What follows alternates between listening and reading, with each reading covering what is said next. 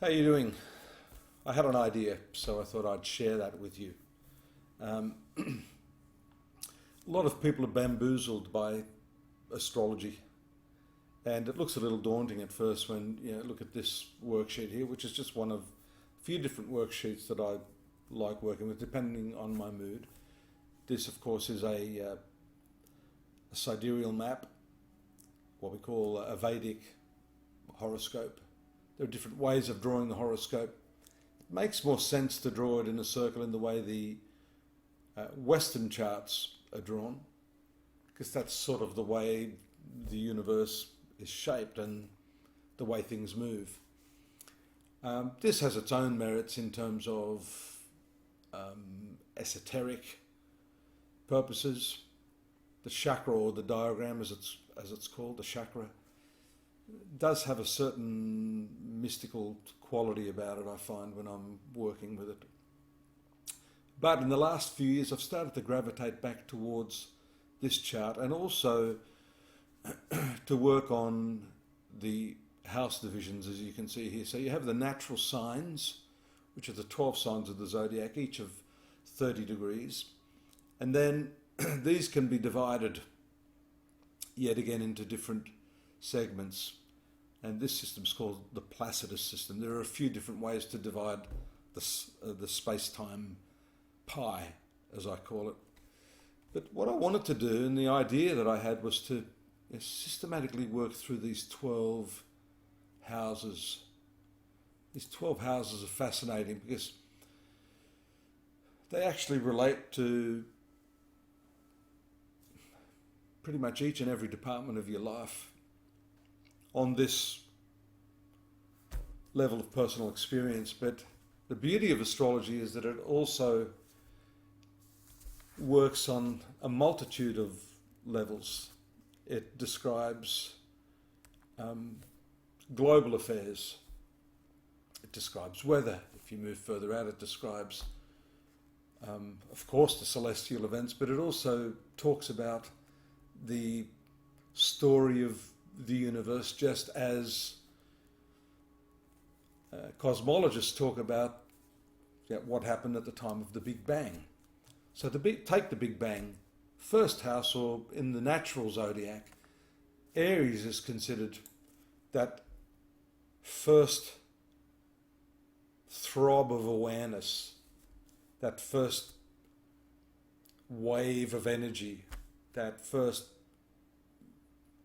explosion, that Big Bang.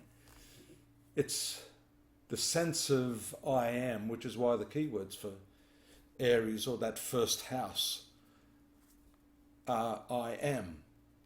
So there's this rousing. Prior to that, prior to time, prior to space, we can only speculate about that.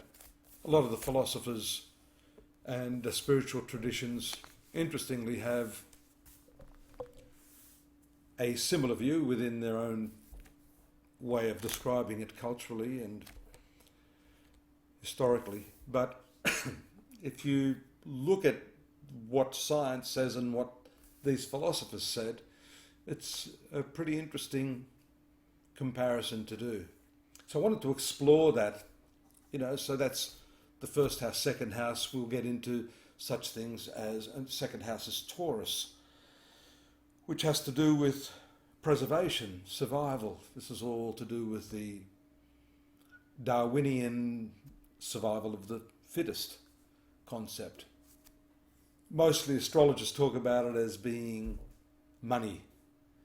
Well, money is representative, I think. It's representative of the need to survive, the need to provide, the need to eat, shelter, clothe, and propagate,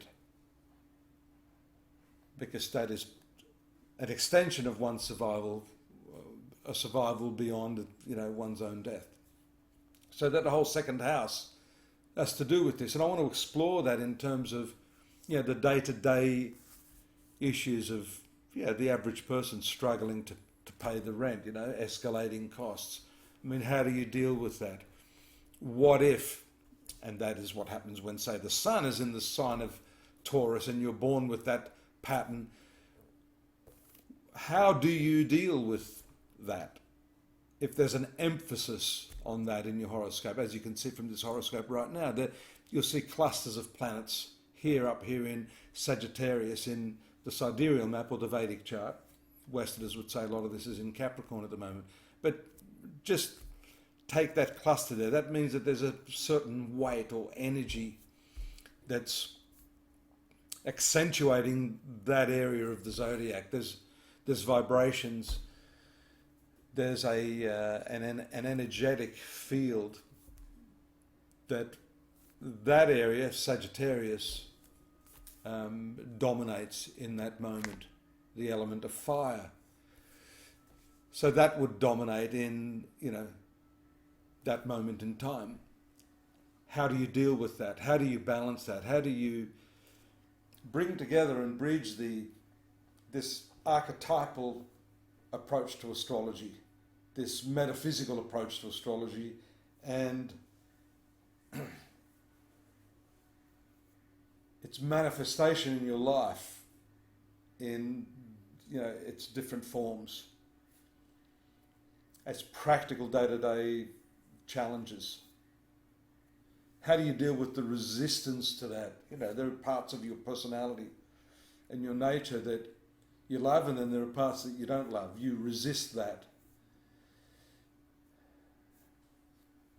Resistance is quite a strong focal point of Taurus. The resistance to change. Why is that? Because Taurus, like Leo, like Scorpio, like Aquarius, these are fixed signs. The Hindu astrologers call them sthira, or immovable. That is the quality of those signs. And where there is an immovable quality, that implies a resistance. The natural order is for change to take place. And that in itself, that change is really very much tied in with the principle of time, which is one of the 10 objects of knowledge in the Vedic tradition. What we call the Tantra, or the Shakti initiation, takes you through these 10 objects of knowledge. So there's this other branch, you see. They're all basically coincidental notions. Kali, the goddess of time, and Taurus, the resistance to change or time, because that's what the process of evolution is all about. There's birth, there's survival and continuance for a while in space and time, and then there's the decay and the death and disappearance of that form. So it's inherent in your nature, because survival endows your genetic makeup with that instinct for self-preservation, for survival. So it's hardwired into your nature to resist change or aging, getting old, losing your position.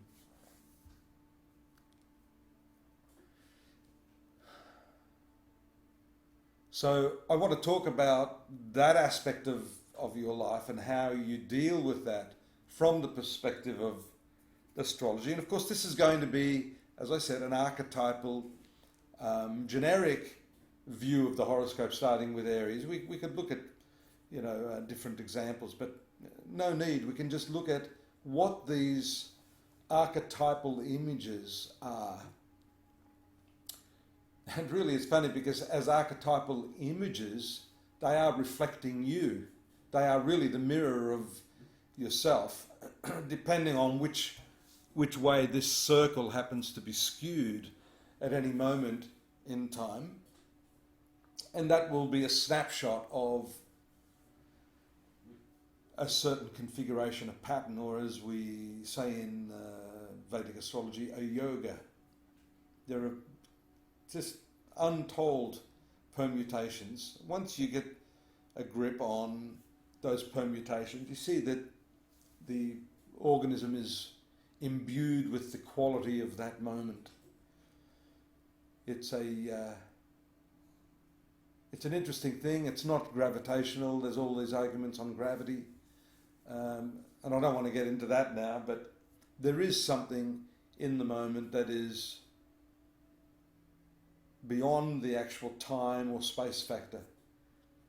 The moment everywhere, eternally, infinitely, at any given moment, is imbued with the quality of that moment. And actually, each moment is imbued with the quality of the timeless, because time can't exist without that timeless quality.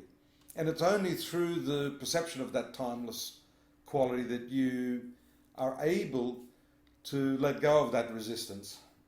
It's only in the understanding that, in fact, you are the timeless, that this Taurus flavour, and it's in all of us. And this is the problem with astrology. We focus in on our sun sign or our lunar sign or our ascendant, when in fact we should be understanding of the fact that the configuration of all of those planets and all of those different elements and qualities of all the 12 star signs in different proportions, ratios, hues, is actually who we are. And it's those different ratios at any given moment, those different angles that the planets form to each other, that produce the absolutely incredible variety of, I call it the licorice all sorts of people. And so I want to explore that. That's why I'm calling this whole series Explorations. And for those of you who are interested to learn astrology in a way that is not necessarily too regimented.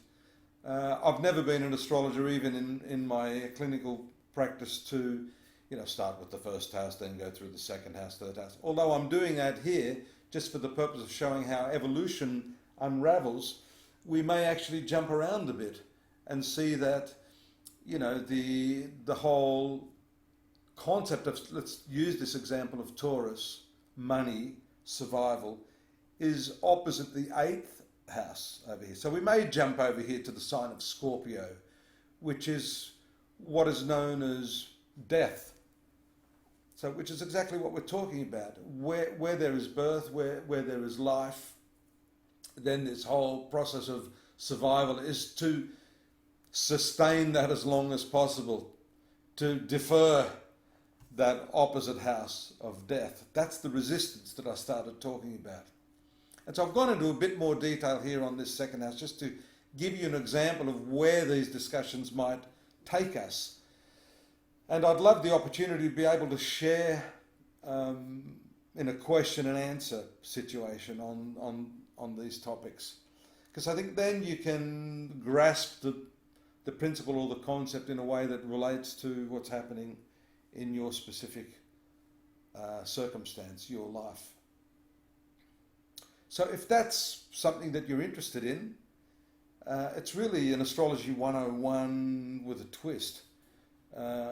Usually you'll go to, an astrology subject that deals with, the practical day-to-day affairs. Or you might go to another one which is a humanistic astrology. Then this site or this book or this system might talk about metaphysical astrology, mythical astrology. So all of these aspects of astrology have very much fragmented. You've got your Eastern astrology, Western astrology. I'd like to think we could dispense with all of that and cohesively amalgamate them, just homogenize all of these so that we can talk about all of this stuff as not really being separate or devoid from the day-to-day experience that you have in life. So yeah, drop me a note if you're interested. I'd be curious on your feedback. If no one's interested, let's drop it. I'll find another idea in the universal consciousness of creative bliss. There are plenty of other topics we can look at. But I would appreciate your feedback, and thanks for tuning in. Bye-bye for now.